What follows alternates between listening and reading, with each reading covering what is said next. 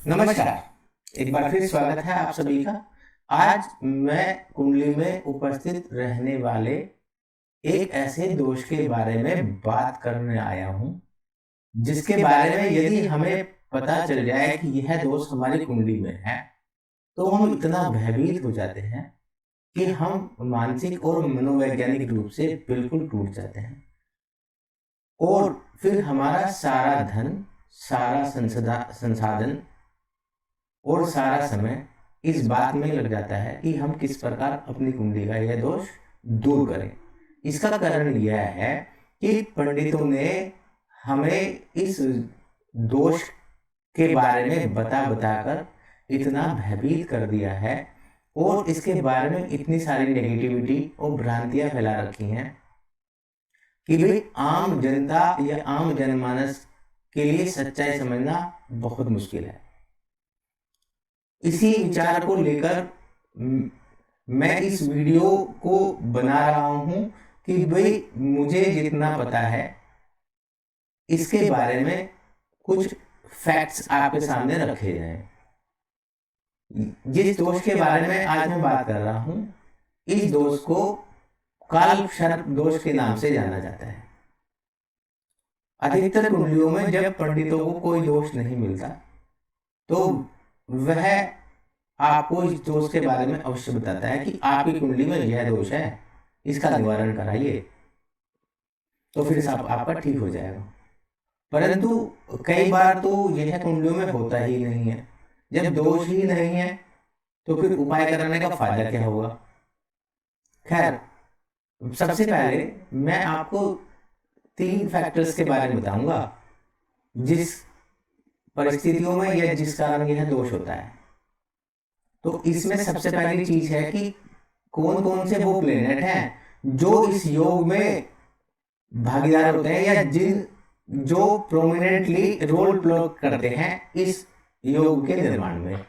दूसरा ये है कि उनका नेचर क्या है और तीसरा है कि वो विशेष परिस्थितियां या विशेष स्थितियां जिनके कारण कुंडली में यह दोष उपस्थित होता है। तो सबसे पहले नंबर पर बात करते हैं हम प्लैनेट्स की। राहु और केतु 2 प्लैनेट्स हैं जो इस योग के निर्माण में प्रोमिनेंट भूमिका निभाते हैं या जिनके कारण यह दोष कुंडली में बनता है। अब हम इनके बारे में जानेंगे। राहु और केतु है क्या।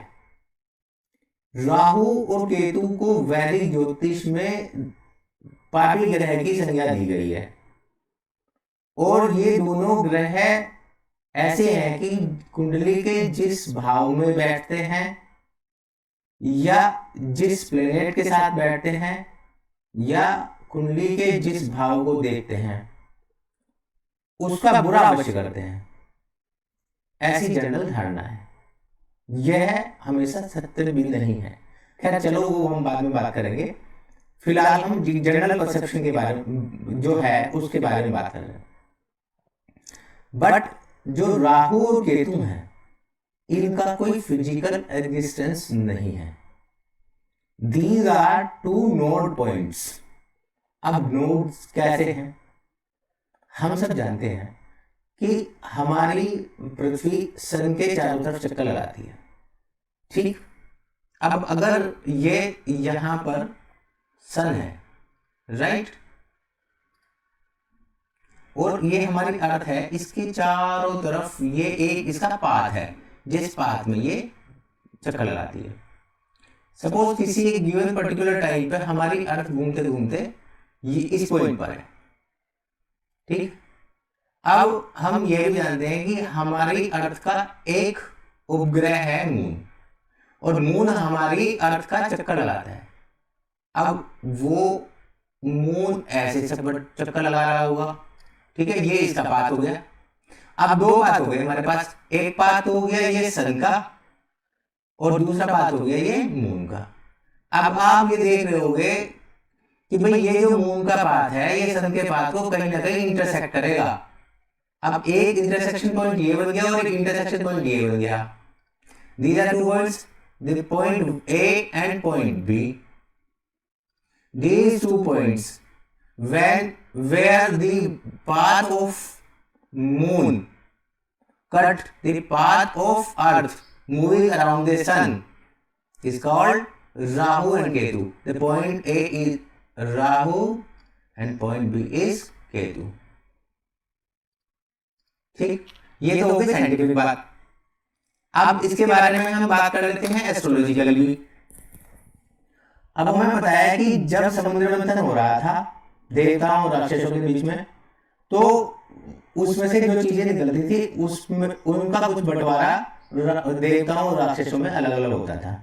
तो समुद्र मंथन के दौरान अमृत जब निकला तो देवता भयभीत हो गए, साथ ही जो हमारे भगवान हैं वो भी भयभीत हो गए कि कहीं ये अमृत अगर राक्षसों को मिल गया तो पूरे संसार में विनाश फैल जाएगा और ये राक्षस अमर हो जाएंगे।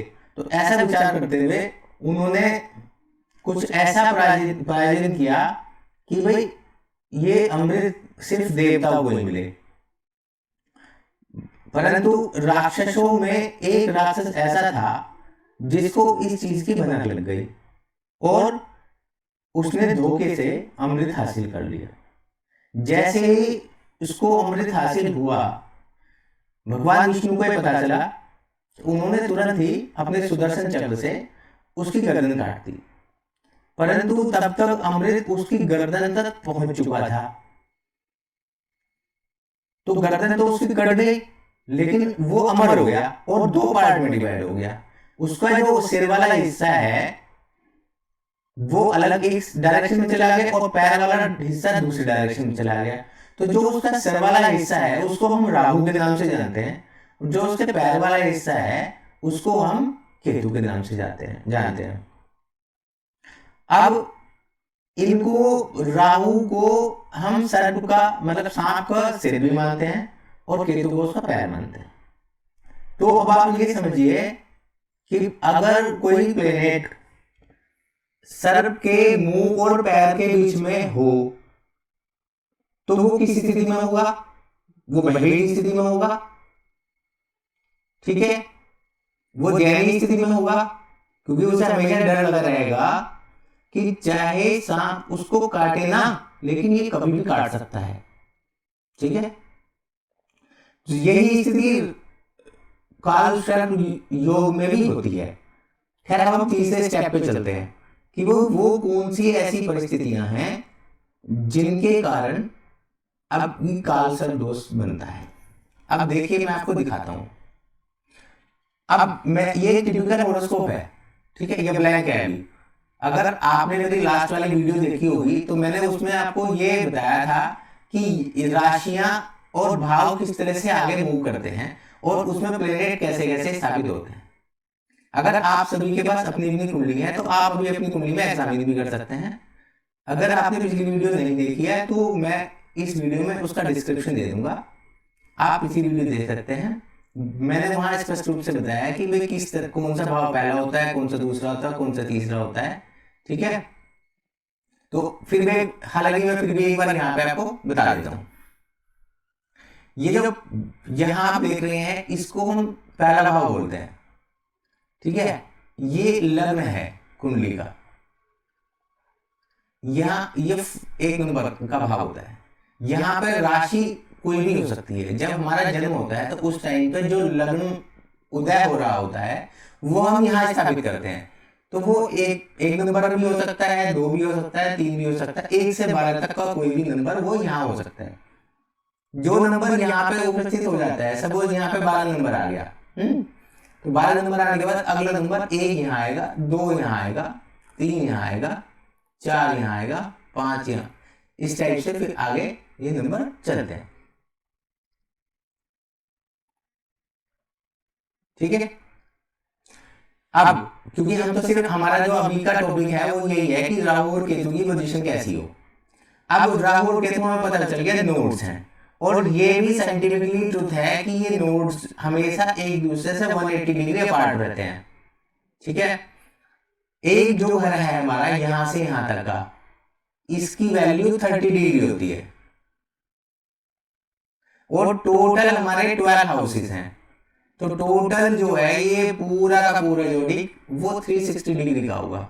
ठीक, तो अगर हमारा राहु यहां पर है किसी का, ये हमारा सेकंड हाउस है, ये फर्स्ट हाउस, ये सेकंड हाउस, ये थर्ड हाउस, ये फोर्थ हाउस, ये फिफ्थ हाउस, ये सिक्स हाउस, 7, 8, 9, 10, 11 और 12।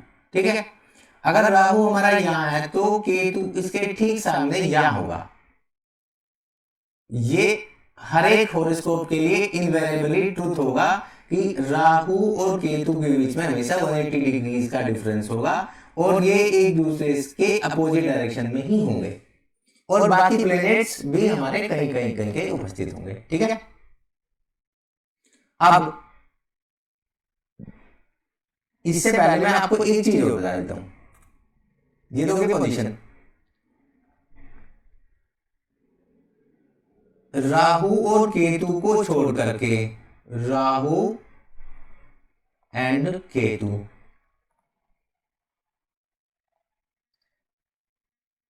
को छोड़ करके बाकी सारे प्लैनेट्स सन,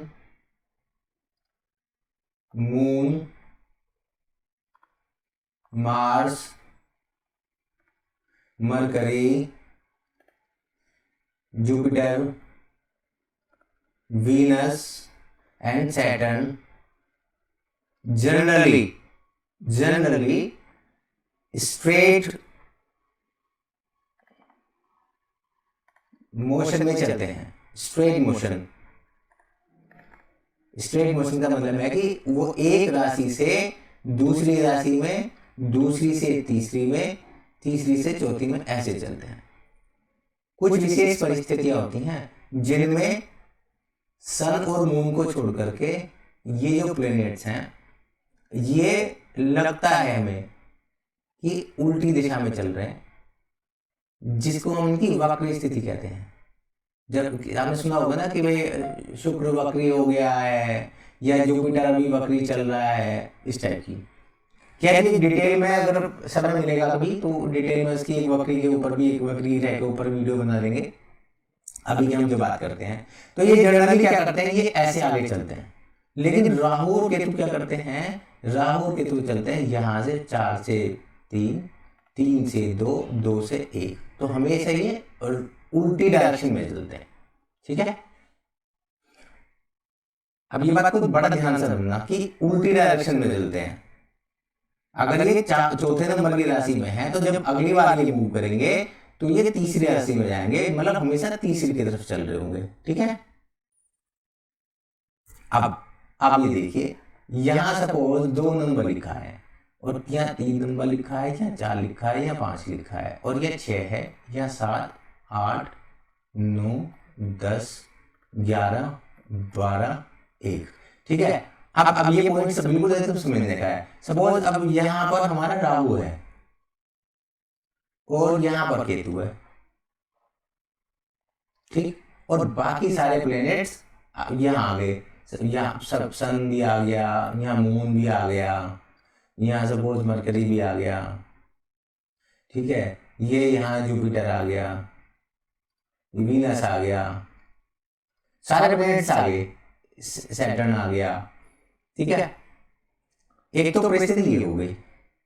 दूसरी परिस्थिति ये हो गई कि सपोज ये यहाँ आ गए सन, मून, मरकरी, ये वीनस आ गया। ठीक है, ये जुपिटर आ गया, ये सैटर्न आ गया, ये यहाँ आगे बाकी प्लैनेट्स।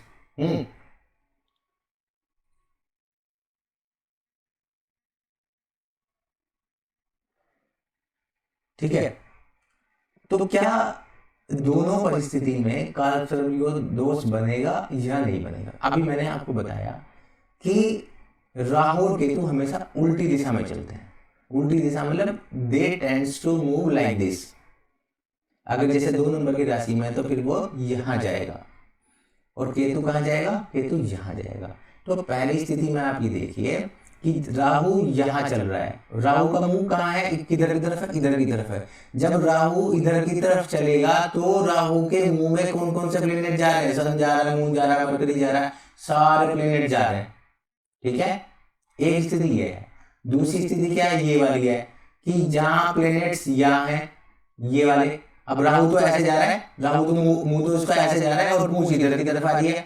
तो क्या आप ये बताइए कि अगर ये कालसर्प दोष बना दोनों स्थिति में, अगर पंडित ने कहा कि कालसर्प दोष है, तो क्या दोनों का मैग्नीट्यूड सेम होगा? क्या वास्तव में कालसर्प दोष का निर्माण होगा इस परिस्थिति में, जबकि मुंह इसका दूसरी तरफ जा रहा है? नहीं होगा। दूसरी स्थिति ये भी हो सकती है कि सपोज इनमें से एक ग्रह है, ये वाला, सपोज जुपिटर यहां आ गया, ठीक है, क्या उस टाइम में भी कालसर्प दोष होगा? तब उस केस में हमें, तो इसका मतलब क्या हो गया कि ये 3 अलग अलग कंडीशंस हो गई कि ये जरूरी नहीं है कि जब सारे प्लेनेट राहु और केतु के बीच में आ जाएंगे तो कालसर्प दोष का निर्माण हो ही जाएगा। जबकि जो कर्मकांडी पंडित हैं उनमें से अधिकांश जैसे ही इसको देखते हैं कि सारे प्लेनेट राहु और केतु के बीच में आ गए, तो मान लो कि आपको जी कालसर्प दोष हो गया, आप उपाय करा लो जी, उसके मंत्र करा लो, जाप करा लो, जितने पैसे वो बता देगा, लेकिन उसका कोई फायदा होने वाला है नहीं, क्योंकि वो दोष है ही नहीं। आपको साइकोलॉजिकली इतना डिस्टर्ब कर देगा कि आपको लगने लगेगा कि हाँ भाई ये तो मुझे परेशान कर रहा है, ये तो है ही, ठीक है।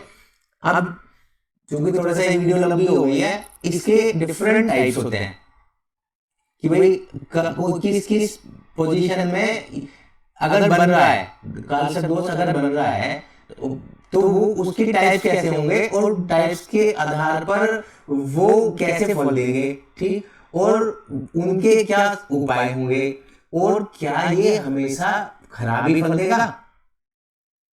इसके लिए मैं एक दूसरी वीडियो बनाऊंगा, मां सरस्वती की इच्छा हुई तो हम जल्दी उस वीडियो को लेकर उपस्थित होंगे। इसके साथ साथ ही जैसे ये दोष मैंने आज उठाया है, तो इसके ऐसे कुछ और दोष भी कुंडली में होते हैं, ठीक है। जैसे कि ग्रहण दोष के बारे में बहुत सारे लोग बात करते हैं, शनि की 7.5 के बारे में बात करते हैं, शनि की ढैया के बारे में बात करते हैं, अंगारक योग होता है, और बहुत सारे ऐसे कुंडली में है, अरिष्ट योग होते हैं बहुत सारे, जिसके बारे में चर्चा की जाती है। तो मेरा ऐसा मानना है कि इन सब के बारे में एक एक करके क्रमशः इन चीजों को सामने लाया जाए कि भाई इनके बीच में क्या सच्चाई है और क्या भ्रांतियां हैं।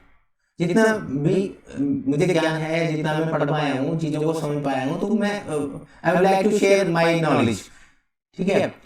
अगर आपको भी कुछ ऐसा टॉपिक ऐसा लगता है जो आपको परेशान कर रहा है, जिसके बारे में आप जानना चाहते हैं कि थोड़ा सा उसके ऊपर लाइट डाली जाए, तो आप कमेंट में शेयर कर सकते हैं उन सब चीज़ों को। मैं कोशिश करूँगा कवर करने की। अगर मां सरस्वती की इच्छा हुई तो इस बात को लेकर के आगे बढ़ेंगे। अगर आपको लगा कि ये जानकारी आपके लिए थोड़ी उपयोगी थी और इससे दूसरे भी लाभ उठा सकते हैं, तो इस वीडियो को शेयर कीजिएगा, लाइक कीजिएगा, हो सके तो सब्सक्राइब कर लीजिएगा। धन्यवाद आपका इस वीडियो को देखने के लिए। मां सरस्वती की इच्छा हुई तो एक बार फिर मिलेंगे। धन्यवाद।